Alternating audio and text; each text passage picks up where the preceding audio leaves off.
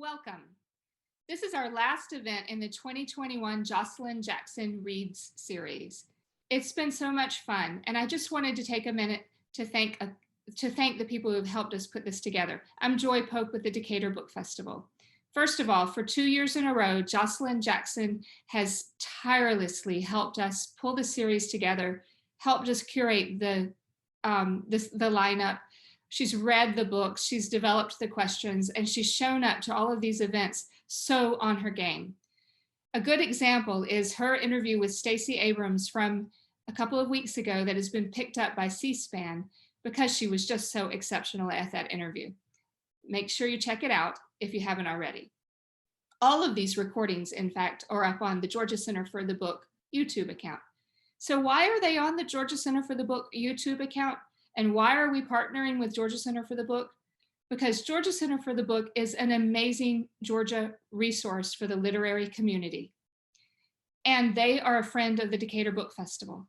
And the Book Festival, because of all events and the effect of the pandemic on major events, the Book Festival had limited resources this year. So Georgia Center for the Book stepped in to help us produce this virtual series. Allie Wright and Joe Davich from Georgia Center for the Book are so devoted to library readers all over Georgia. I am so happy to have worked with them and so thankful for what they've done for the Decatur Book Festival and for our literary community. I just wanted to thank Joe Davich, Executive Director of Georgia Center for the Book, Allie Wright with Georgia Center for the Book, Joshilyn Jackson, and Joshilyn's co-captain, Nicki Salcedo. Also, the DeKalb Library System and the DeKalb Library Foundation for all of the support that you've given us this year. Now I'm going to hand it to Joe to introduce our authors for tonight. Thank you so very much, Joy. Thank you for asking us to partner on this series. It has been a true joy and so much fun working with all of you to produce this wonderful series. I know we did it in a much abbreviated version last year when the pandemic hit, but it's amazing to see how it developed for 2021. And like Bananarama said, it was a cruel, cruel summer, and now it's gone. But we hope you all have had a wonderful time watching all of these virtual events. They are on our YouTube channel, so you can find all of the previous events, as well as some of the Georgia Center for the Book events posted. And don't forget, if you're on YouTube, to subscribe and make sure you hit the notification bell so you can get the most updated events when we post them. So a few little housekeeping tips for this evening before we begin. If you'd like to ask a question after the formal presentation, we ask that you use the Q&A feature. You can find that by seeing the Q&A button at the top or the bottom of your screen, depending on your device. We've also enabled live transcription for this evening. So if you are a person who requires that, you'll be able to use that by clicking on the live transcript CC button on your screen as well. Our bookseller tonight is Tall Tales Books, and if you'd like to order copies of the books this evening, we've put that information into the chat. So please do email or call Tall Tales Bookshop, and they will be sure to get copies of our books to you this evening. Like so many of our independent bookstores, they are a wonderful independent bookseller here in Atlanta, Georgia. And our independent bookstores across the nation have done so much during this pandemic to mail books to us, to deliver books to our doorstep, and to provide contactless pickup, to keep us informed and to keep us entertained with the books that we so love. So we encourage you, wherever you are this evening, to seek out and to shop from your independent bookstores, particularly Black-owned independent bookstores, because if we want a truly just society and a diverse literary community, they need our support now more than ever. I would also like to remind all of the participants this evening, you may have seen it on Instagram, you may have seen it on Facebook. We are going to do a raffle with all the participants tonight. So at the end of the event, we will take about 5 minutes and we will put all the participants' name on our prize wheel, and we will pick 6 winners to receive lovely prize bags, these tote bags from DeKalb County Public Library for summer reading. will be filled with some of the books from our series this evening, and I'll explain more about that at the very end of the program. We will be mailing these to you. We can offer local pickup for those people that are in the Decatur, Atlanta area. However, we won't be doing international shipping. I did manage to mail a few things out internationally to some of our authors in this series, and I almost needed a recovery program after seeing the bill for said international mailings. So maybe when international mailing fees come down a little bit, we'll make sure that we recognize all of you folks joining us from far across the globe tonight. Right now, I would like to take a moment and introduce our wonderful guests this evening. Kaitlyn Greenidge's debut novel, the Whiting Award-winning We Love You, Charlie Freeman, was one of the New York Times Critics' Top 10 books of 2016 and a finalist for the Center for Fiction's first novel prize. She is a contributing writer for the New York Times, and her writing has also appeared in Vogue, Glamour, and the Wall Street Journal. She is the recipient of fellowships from the Whiting Foundation, the National Endowment for the Arts, and the Radcliffe Institute for Advanced Study. Her critically acclaimed book, Liberty, is an unforgettable story of one Black girl's attempt to find a place where she can fully be only herself. Kirstin Valdez Quade's short story collection, A Night at the Fiestas, won the John Leonard Prize from the National Book Critics Circle, the Sue Kaufman Prize for First Fiction from the American Academy of Arts and Letters, a 5 Under 35 award from the National Book Foundation, and was a finalist for the New York Public Library Young Lions Award. It was named a New York Times notable book and the best book of 2015 by the San Francisco Chronicle and the American Library Association. Kirstin is the recipient of the John Gare Writers Fund Rome Prize from the American Academy in Rome, a Rona Jaffe Foundation Writers Award, a grant from the Elizabeth George Foundation, and a Stegner Fellowship at Stanford. Her work has appeared in The New Yorker, the Best American Short Stories, the Owen Henry Prize Stories, the New York Times, and elsewhere. She's assistant professor at Princeton, and tonight she's here to talk about her debut novel, The Five Wounds, the story of a New Mexican family's extraordinary year of love and sacrifice. They are, of course, joined by our wonderful host, Joshilyn Jackson, who I am very, very pleased to call a Georgia author and a literary friend. Of so many Georgia authors that we have, Joshilyn is probably the most generous with her time, with her critiques, and with her fans. Anytime you go and you see Joshilyn Jackson live and in person, her joy, her wit, and her generosity are just on full display. And she has been that way for as long as I have known Joshilyn Jackson, from being at her first book signing at the Decatur Library for Gods in Alabama. And of course, she is now the New York Times bestselling author of Mother May I and Never Have I Ever. So ladies and gentlemen, please join me this evening to welcome Kaitlyn Greenidge, Kirstin Valdez Quade, and our host, Joshilyn Jackson. This is bittersweet. It's been a great series. This is the last one, but I think we are ending with Wrong Side, two really exceptional books. Our bookseller tonight is Tall Tales Atlanta. We always partner with a local bookshop, and it's a couple of things are important. The first important thing is that you should buy these books. Every book in this series has been a book I consider a keeper shelf book. These are books that Nicki Salcedo and I read and loved and thought, we need to tell everybody about these books. You're going to want these on your keeper shelf. And if you're not a keeper shelf person, you can do the cheap thing where you slide it open and read it really carefully and then give it to someone you love, because these are also both books you're going to want to talk about with somebody. So call Tall Tales right now and get those on order. Welcome, Kaitlyn and Kirstin. I'm so excited to meet you. We're going to start really like softball pitch. Tell everybody who hasn't had a chance to read the books yet, what they're about. Kaitlyn, let's start with you and Liberty. Sure. So Liberty is based on the life of Dr. Susan Smith McKinney Stewart. She was the first Black female doctor in New York State. She was a doctor in the 1870s, 80s, and 90s, into the early 20th century. I worked at a place called Weeksville, which is currently a Black History museum that's dedicated to the history of Weeksville, which is a free Black community founded in Brooklyn in the 1830s, founded by the doctor's father. He was one of the founders of the community, and it was explicitly founded as a base for Black political power in New York. So slavery had ended by the process of gradual emancipation in New York. People were trying to establish a way to control Black people's political legacy and destiny in the state. The state had a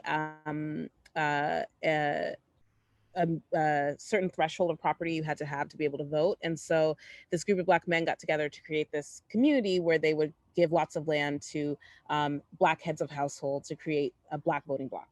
So it's a really extraordinary, interesting museum that covers all that history. We were looking for descendants of the founders, and we found this woman named Ellen Hawley, who told us this amazing story about Dr. Susan Smith Kinney Stewart and her own daughter, who ended up marrying a man from Haiti, moving to Haiti, experiencing a really difficult marriage, and her mother, the doctor, having to come to Haiti to sort of rescue her and get her out. And when we did this oral history with this descendant, she told this really extraordinary story, but she was really sort of insistent on pointing out that how this would have been experienced by the doctor and her daughter. And she was sort of pointing out that they came from this family that was really obsessed with the idea of sort of Black excellence. You know, they're what later on Du Bois would call the talented 10th. That's who they were. And yet they sort of lived underneath the brunt of that sort of extremely high expectations of how they were supposed to live. And so when the daughter left this marriage, you know, she sort of her mother stood by her, but she did so and left this marriage with the knowledge that doing so meant that most of her social classes are going to see it not only as a personal failing, but as a potential failing on the whole idea of Black freedom. You know, if she couldn't even keep this family together, this sort of Black family together, it was going to prove to white people that Black people didn't deserve to live in freedom, that they somehow were not good enough. And so Ellen Hawley was really sympathetic to her ancestors when sort of talking about it and framing it in that way. And I thought that was so interesting. And I sort of felt like if I could ever get a chance to write a novel, I would love to write it about that. And so that's what it's based on. I've changed the dates a little bit and some of the details, but that's the story that it's based on. That is until I read the novel without knowing at all that it was based on anything. I didn't find out until later when I knew that we had managed to book you for this series. And I started looking like behind the novel and I was like, oh, I didn't know how much of this was so solidly based in history. I think that's just fascinating. Yeah. Kirstin, tell us a little bit about The Five Wounds. Sure. So The Five Wounds centers on a family that lives in the fictional small town of Las Penas in northern New Mexico. And Amadeo is an unemployed ne'er-do-well. He is an alcoholic, and he is estranged from his teenage daughter. And he has been chosen to play the role of Jesus in the community's reenactment of the Passion on Good Friday. And he has thrown himself into the role. He thinks that it's going to transform his entire life. He's determined to do the best possible performance of Jesus that anyone's ever done. And then his daughter shows up on his doorstep. She's 15 years old, enormously pregnant, and she announces that she's going to move in with him, and because she's gotten in a fight with her mother. And all of his plans are thrown into disarray. So the novel follows this family. It follows Amadeo, his mother, who the matriarch who cares for him and supports him completely, and in whose house he lives. Yolanda. Yeah, and it follows Amadeo and also Angel, this teenager who has a baby, and it traces a year in the life of this family, the first year of Angel's child.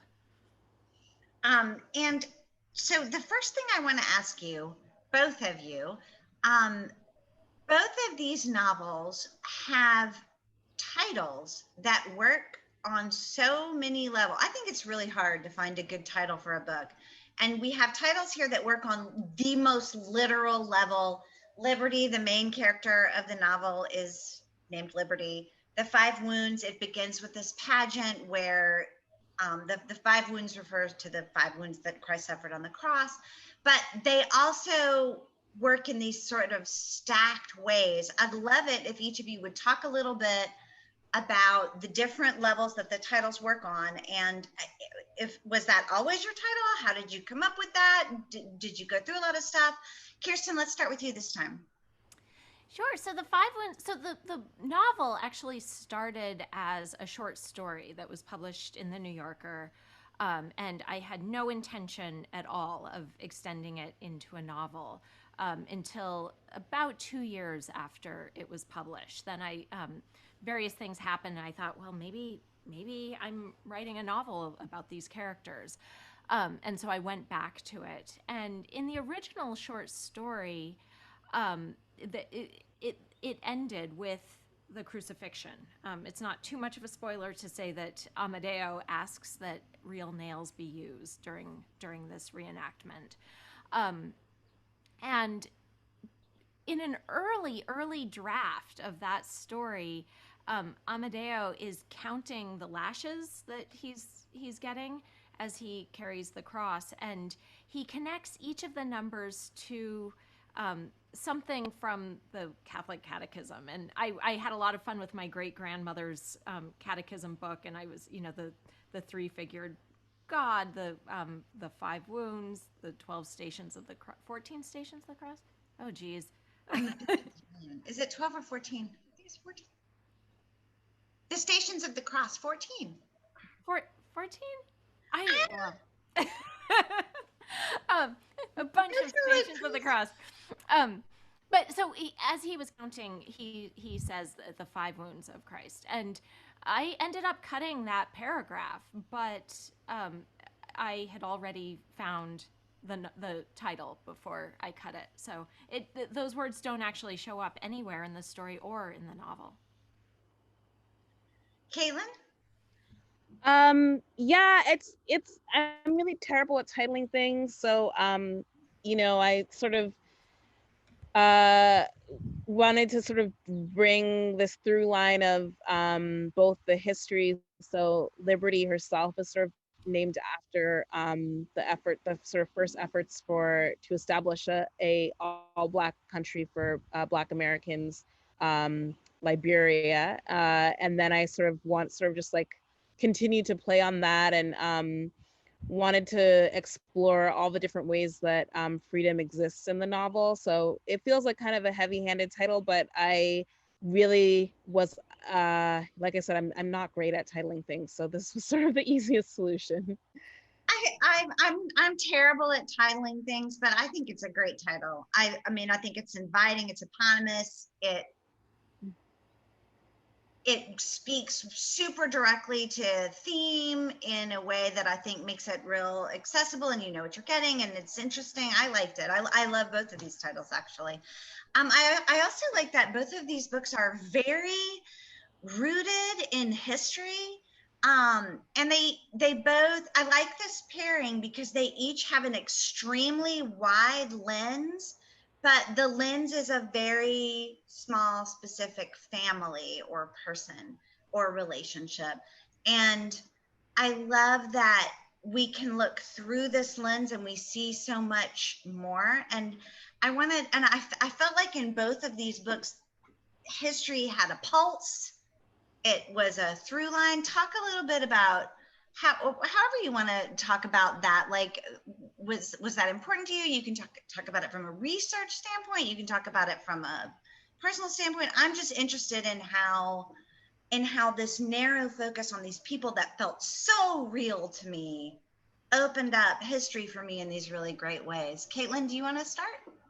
Yeah, I mean, I think from like a I don't know, orientation standpoint, or like way of sort of thinking about art and writing standpoint, like a couple of things are going on. Number one, I sort of feel like fiction is uniquely suited as an art form to talk about the ways that things that happen in the past affect our present day.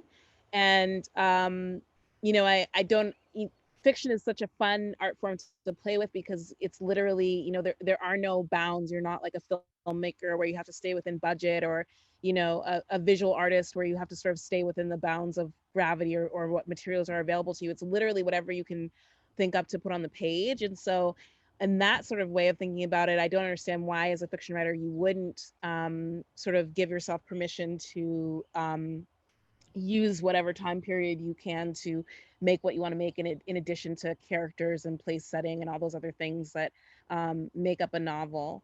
But for me, really, one of the things that I really do like to trace is how actions in the past, both on the micro and the macro level, end up affecting our everyday lives in ways that are both really obvious, that are maybe a little bit hidden, and ways that maybe are less obvious. Kirsten?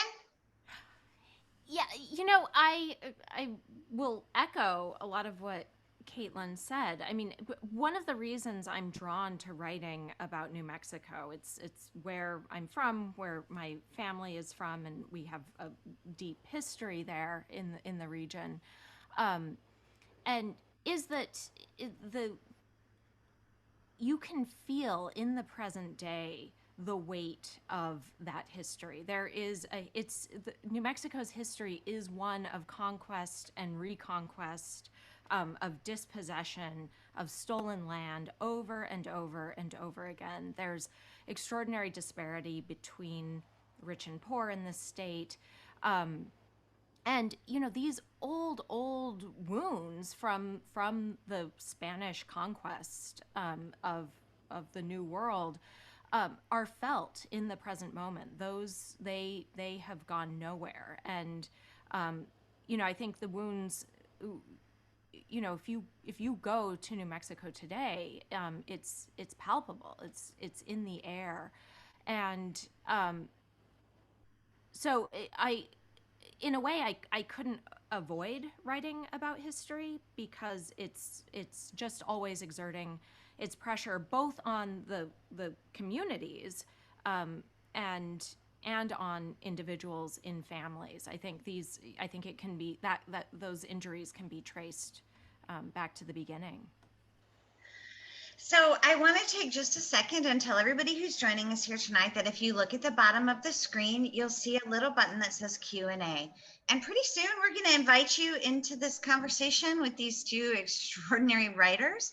And I would like to invite you to click on that button and put your questions there. We're going to get to as many as we can. I have tons of questions I want to ask, so I'm going to keep going with mine for a little bit, but I want you to look there. And I also want to remind you that our bookseller tonight is Tall Tales Atlanta, and if you look in the chat box over to the side, down at the bottom, you can click on the thing that says chat to open it if it's not open. You can see a link to Tall Tales Atlanta, and it's important to not only is it important to buy these books because they're great and you're going to want to keep them and you're going to want to share them, but it's also important to buy these books from our local independent bookstore that's supporting this program, that's letting authors like these have a platform where they can talk about their books, where they're inviting readers like you to get the behind the scenes stuff on your favorite reads of the year.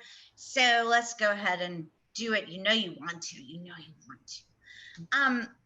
Okay, I'm going to say this. It's not a spoiler.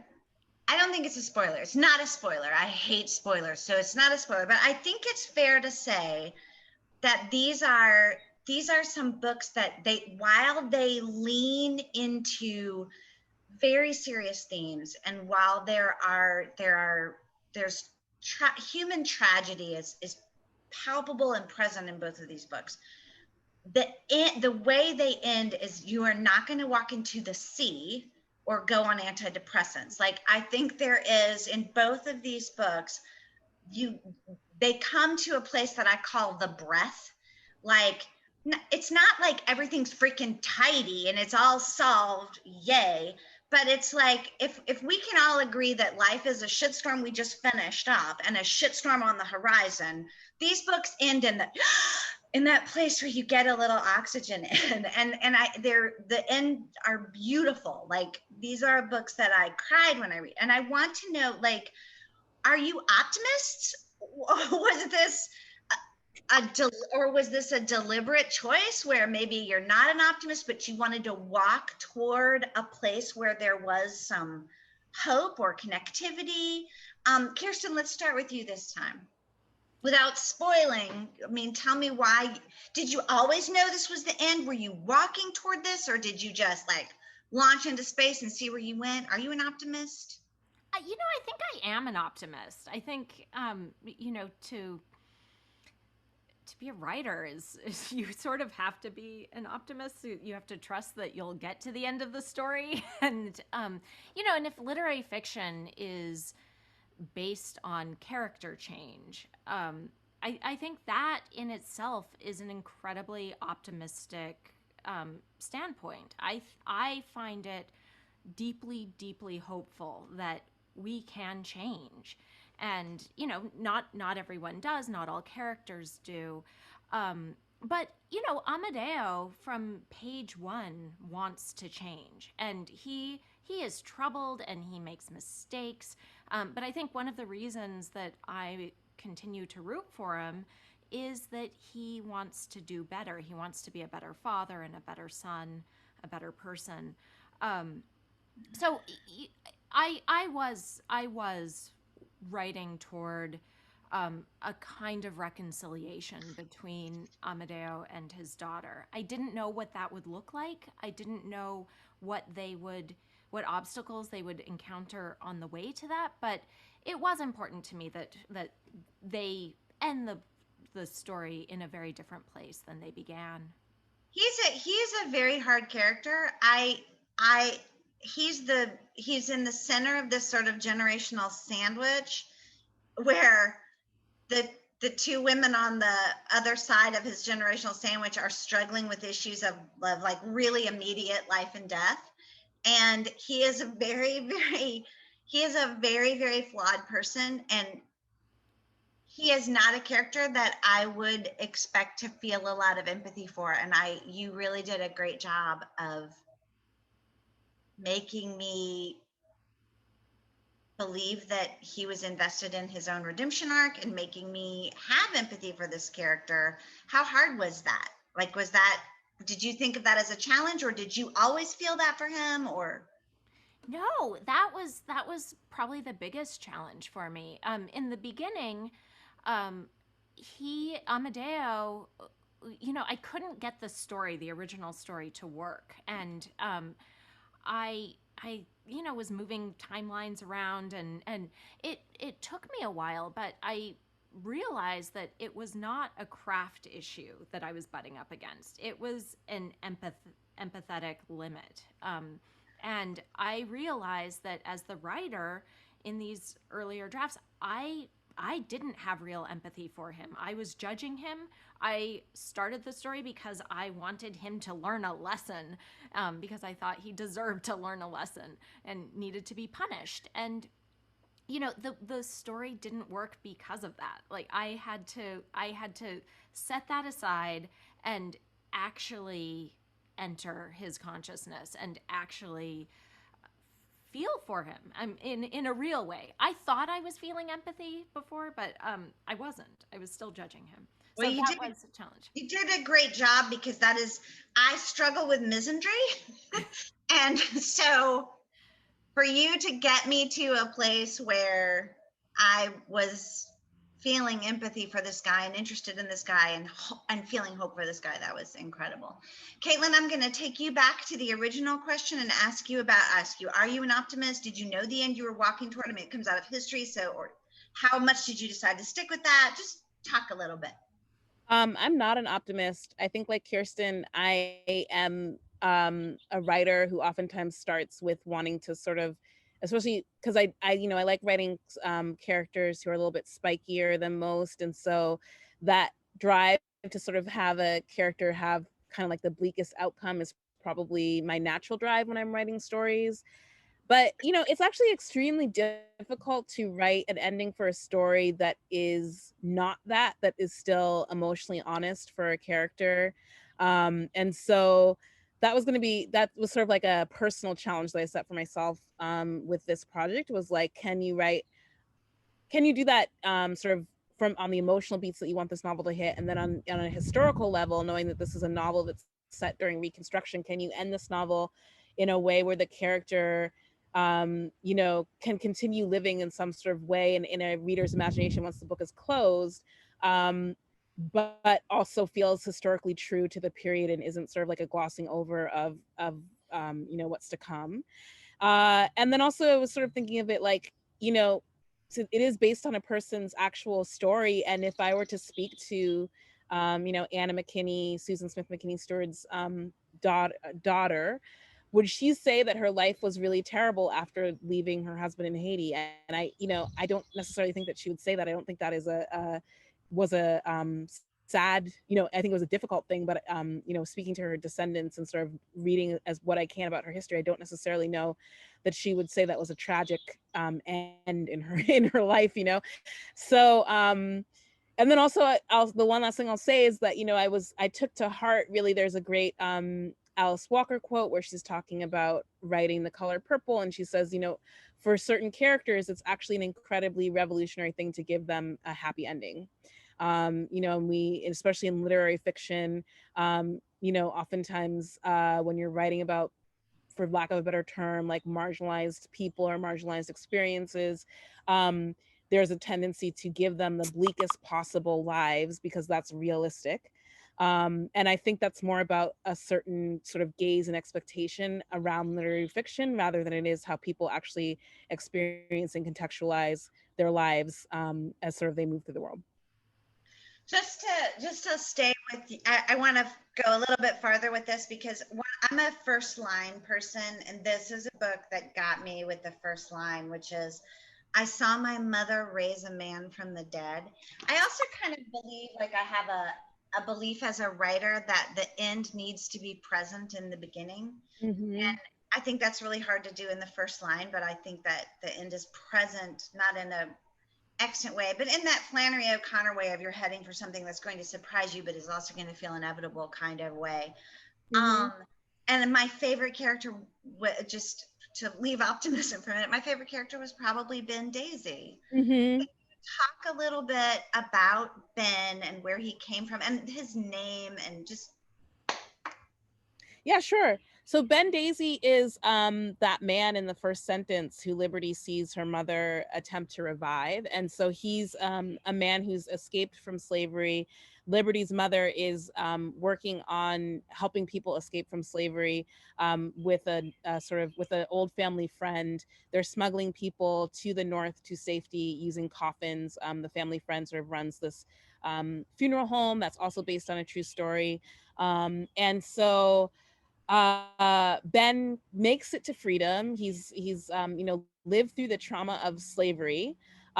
He makes it to freedom, and yet we know now in sort of 21st century language that he is dealing with all of that traumatic sort of what is that doing. He's trying to deal with that, but of course in the 19th century they don't necessarily have that framing to understand it. But his actions are sort of all the actions of a traumatized person, and because of who he is and how he has lived his life, how he acts out is sometimes extremely self-sabotaging and also extremely damaging to the people around him. And so Liberty sort of through Ben Daisy, Liberty sort of sees the first questioning of her mother's actual sort of power, I guess. Before that she's about a 7 or 8 year old girl, and so to her mother is a god. Her mother is able to kill and revive people and is sort of a superwoman. And then she sees Ben Daisy, who is someone nobody could heal, and because she's a child, she doesn't have the way to life experience to understand that, and she sort of sees it as a failing of her mother. And it's the first sort of cracking of her understanding of her mother, compounded by the fact that her mother doesn't have the language or the skills to explain what's happening to Ben Daisy herself. And Bendesi is called Bendesi because he is sort of obsessed with this woman who he knew when he was enslaved, whose name was Daisy, who sort of escaped before him, who sort of had an unclear end, but she's not around anymore. He's convinced that she's made it up to Brooklyn with him, and he's sort of both traumatized and so sort of imagining that he sees her everywhere, and then also she is a way to get some of the later elements around voodoo and the different orishas that are come up when Liberty goes to Haiti. That's another way to sort of get that stuff into the book through Daisy. Okay, if I was going to be like super reductive and people would say to me like, what is this book about in one word? Mm-hmm. I would say freedom, and I would say redemption for these two books. But I think it's also fair to say that both of these books really have a lot to say about motherhood. And is that I'll start with Kirstin. Is that fair to say? And in the Five Wounds, you have two mothers of very different ages and very different stages of life. And I want to know for you, when looking at motherhood, which of those characters came first for you? Was it the daughter from the short story, or Yolanda's probably my favorite character. So I just want you to talk a little bit about motherhood and how it functions in this book. Sure. Yeah. I think it absolutely is. I mean, Amadeo's obviously learning how to be a father, but I think you're absolutely right that it is so much about mothering. And, you know, the Padilla family is like my own family, a matriarchy. Yolanda takes care of everything. She's in charge of everything. She, you know, when people need things done, it's Yolanda who's going to do it. And so when early on in the novel she discovers that she's terminally ill, she is really, really worried about how she's going to leave her offspring, her very dependent son and her teenage granddaughter, and now this great grandson. And she's worried about whether or not her offspring are going to be able to survive. Angel is a mother at a very different stage of life. She's 16, and she's struggling with postpartum depression. I mean, this is not an easy. It's not ever going to be easy because you're 16 and you have a freaking baby, but there's a lot more going on there too. Absolutely, yeah, and she's also just struggling with the fact that her life has changed completely, and you know her family doesn't give her a lot of support. They're not talking her through options in the lead up to her having this baby. But Angel also takes mothering really, really seriously. She wants to do a good job with Connor. She wants to give him opportunities that she didn't have. And you know, Angel was really a fun character to spend time with for me, because I mean, first of all, she's very funny, and she's smart, and she's observant, and she's, you know, always passing judgment on the adults around and challenging them. And she's also incredibly hopeful, and that comes out in her care of this child. She also mothers her father. I mean, Amadeo, you know, as I said, the empathy building there was a difficult trick. For me too. I mean, you pulled it off.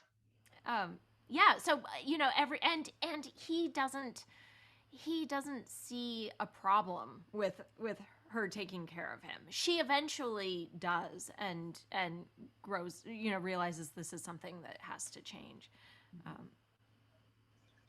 I think the mother-daughter relationship is obviously so central to Liberty. It's the spine that the story grows around, and this is it's the spine of a relationship. It's the spine of a book that is in so many different ways, looking at classism and colorism and sexism and racism and the relationship all of these isms have to freedom, in that, like, where you are born and what you look like when you're born, and your sex that you are born, your sex that's assigned to you genetically, your biological sex, your skin tone, and the state you're born in or the country you're born in, all of these things radically shift these characters' relationship to freedom. And I mean, it should be said, like, it's very interesting. Like, this is not a book that's terribly interested in the white gaze on this. Like, all of the characters are Black, all the main characters are Black. It's really about these people and like this specific family and their stuff. And then in the middle of that is the spine of this mother-daughter relationship. So I would love for you to talk about that a little bit. Sure. I was really sort of struck when I did the original sort of oral history and research around the historical people that this is based on. That was what I was sort of drawn to more than sort of this story about a failed marriage or sort of like a sort of like toxic romantic relationship. I was more interested in this mother-daughter relationship and the back and forth between the two of them.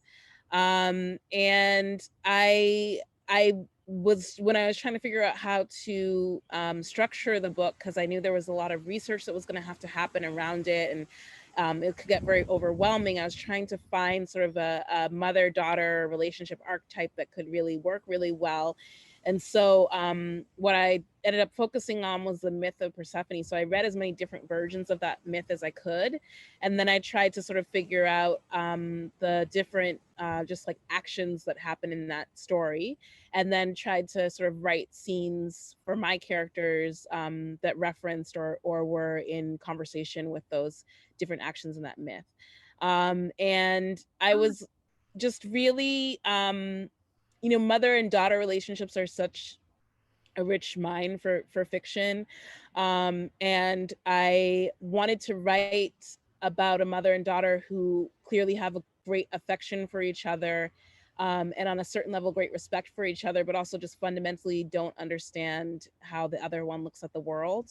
And sort of the I guess sort of like bittersweetness of that type of relationship where you can feel incredibly close to each other and really, really love each other, but you just approach life in completely different ways, and there's no real way to sort of reconcile those veering off from each other. Okay, the time is just zooming. I have so many more things I want to talk about, but there's questions piling up. So we're going to, like, I'm going to shut up for a second and let other people ask questions.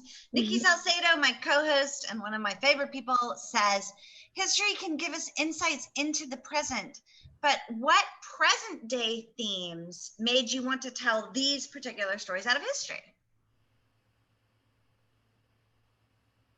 I mean, I think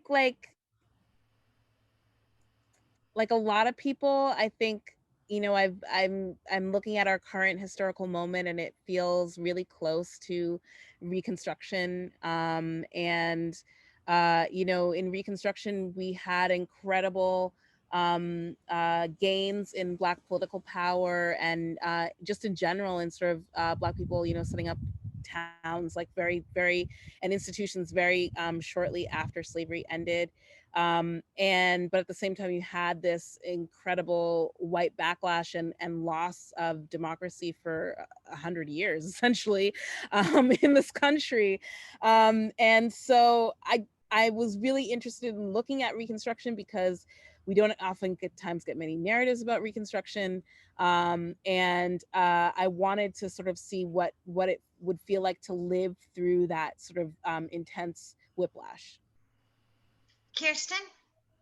For me, I think some of the present day, I mean, the story does take place. It's contemporary, yeah. But so it is, but the conquest stuff is so present.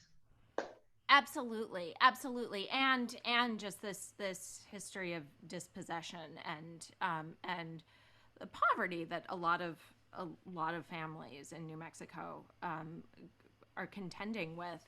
I think one of the things that I wanted to explore is the ways in which the sort of American myth is that people can work hard and change their fortunes and make lives for themselves, and that if you to change your life you just have to throw yourself into it. And I was really interested in looking at the major structural obstacles that stand in the way of that and that crash up against people's really valiant efforts to change their lives. I Angel is enrolled in a teen parent program called Smart Starts, and it's run by this nonprofit. It's a GED program and also teaches life skills. And so much of what they're learning in that program is how to set goals and how to care for your child and how to give nurturing discipline. And one of the things that keeps coming up, and it's not always spoken, but sometimes it comes up directly in the classroom, is the fact that it doesn't, these girls can work really hard. They can go and get, jobs afterward, but, the chances of them making enough money from this job to, raise their children, pay for childcare, it's without, in the absence, almost total absence of social supports, the incredibly valiant work of Angel is it's gonna be really, really tough. I mean, these girls face extraordinary obstacles, and so I was interested in that. I mean, how do we deal with this, I think, really toxic myth that we have in this country, that blames people for their poverty? Yeah, we have this sort of prosperity gospel bedrock thing that gets in the water. So we have a question from Almeida Cooper. I'm going to move these up a little bit and look at them. She wants to talk a little bit about the covers. These are two really different covers. Like, this is very, I'm so bad at left and right. This is very lush, and this is very stark. And they want to know where these covers came from, and if you guys had input, and if you feel like it tells you something about the book, if you like it, what do you think? The cover for Liberty was from Algonquin, the book publisher, and the illustrator sort of came and sort of asked for some initial direction, I think. And my biggest concern, I said, number one, it's a dark-skinned Black woman main character, so if you're going to put a person on the cover, it should reflect that. And then also, we were sort of going back and forth about what the background should look like. And when I was doing research, I did a lot of research around the different plants and animals in Haiti, just to understand and to have references for myself. So I sent all of that research to the illustrator, and he was able to include some of the plants and flowers that are mentioned in the novel. That's so collaborative. I love that. Kirsten, what about the 5 Wounds? Oh, it's wonderful. It's such a gorgeous cover, Kaitlyn. The 5 Wounds I was so thrilled by, because it was one of the very first designs that the designer from Norton sent to me. They had asked me for a little bit of guidance, what I would be looking for, and I think I said that I hoped not to have a photograph. I wanted it to not be extraordinarily gendered. I had a couple ideas, but I have sort of a plainer aesthetic in general. And the very first got a set of 3 possible covers, and one of them was this one, and I loved it immediately. I loved these hands. I love the gesture that it's sort of an open hand. It's beseeching. It of course, you know, echoes the wounds on the cross and Amadeo's wounds. And I just, you know, the hand as a symbol, I think, is really, really multi-layered. So I was thrilled with it. Okay, I just want to remind you guys one more time that Tall Tales has both of these books in stock. And if you look in the chat, you can see the link. You can go right there and order them, or there's a phone number you can just call and they would get them right out to you. Oh, they do have some signed book plates for Kirstin's book. So if you want that, you need to jump on that. They don't have very many and they're going to go fast. So you want to get on that. Wilbur Jordan has a question. Well, Wilbur Jordan has a comment that I think is interesting. I'm going to read that and then we'll go to the question. And this one is for Kaitlyn, and you can address the comment as you like, but I'll read the question. Just a comment. Liberty seems to be dealing with the same ideas of divorce as Countess Olenska from The Age of Innocence, but as a Black woman. And then Wilbur is talking about, you referenced earlier W.E.B. Du Bois and the Black upper crust and the talented 10th dictum. And through this, we find the phenomenon of upward mobility through Black women's societies and the lifting as we climb motto. That said, does this motto play any role in the story or the creation of this story? What about the cult of true womanhood? Were these things that you were thinking about, Kaitlyn? Oh, 100%. Yeah, all of that stuff, for sure. And, you know, I'm worked in history for a long time before I became a writer and sort of did other things. So all of that stuff was definitely in Liberty and inspired by Liberty. And I'm just really interested in those histories. Less so for I think those histories are always stranger than we give them credit for. So I think a lot of times when people are sort of talking about those histories of Black women organizations and, you know, sort of all these different organizations that were involved around organizing people to vote and for improving conditions for Black people, we oftentimes forget that those people themselves were much more strange and interesting and offbeat than the sort of straightforward history gives them credit for. So when you read those people's letters and diaries, they're just really so rich and interesting in how they're sort of looking at life, and that's where most of the inspiration came from. And then I'm so excited that somebody found a parallel to Age of Innocence in this book. You know, I wanted to, one of the other sort of artistic challenges was to write a Black woman heroine in a literary fiction novel who was sort of able to be like a romantic with a capital R sort of character in that way, and sort of allowed to be really dreamy and sort of wrong and ruminating a lot and sort of taking digressions and sort of her thought and actions throughout the novel. So thank you to whoever said that. That's really exciting. That's Wilbur Jordan. Thank you, Wilbur. And thank you, everybody who asked questions. If you have any more questions, like, this is your last chance to get them in. I want to ask you, Kirstin, I have to say, I was very interested to hear that in earlier, or how you had started with the idea of numbers, because one of the things that I took away from the 5 Wounds was that it was a triune novel. Like, here are these 3 voices.